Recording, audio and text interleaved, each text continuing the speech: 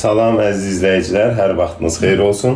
Bugünkü videomuzda sizə 2025-ci il riyaziyyat test toplusunun birinci hissəsindən çevrə və dairə mövzusunun mərkəzi bucaq, daxilə çəkilmiş bucaq, toxunanla vətər arasındakı bucaq bölməsindən 50-ci sualı izah eləyərik. Sualımız belədir.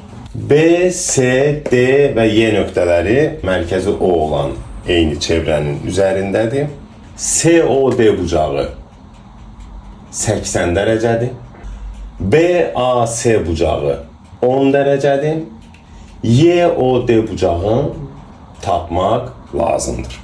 Demək, YOD bucağını tapmaq üçün YD qövsünü bilməyimiz kifayətdir.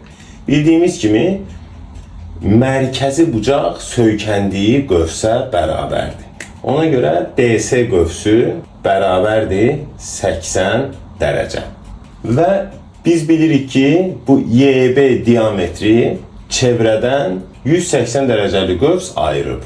Yəni, YD qövsü üstə gəl DC qövsü, üstə gəl BC qövsü bərabərdir 180 dərəcə. Buradan DC qövsünün 80 dərəcə olduğunu nəzərə alsaq, o zaman YD qövsü üzərinə gəlsin BC qövsü bərabərdir 100 dərəcə olacaq. Sonra BAC bucağını hesablamaq üçün biz BC qövsündən YD qövsünü çıxıb 2-yə bölməyimiz lazımdır.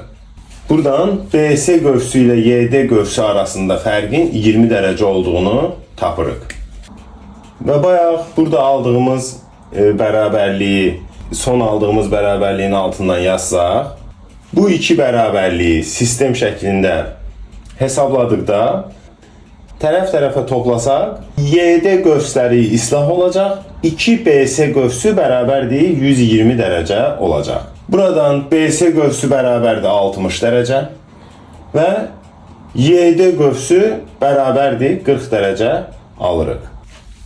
YOD bucağının mərkəzi bucaq olduğunu və söykəndiyi qövsə bərabər olduğunu nəzərə alsaq, bucaq YOD bərabərdir YD qövsü, yəni 40 dərəcə.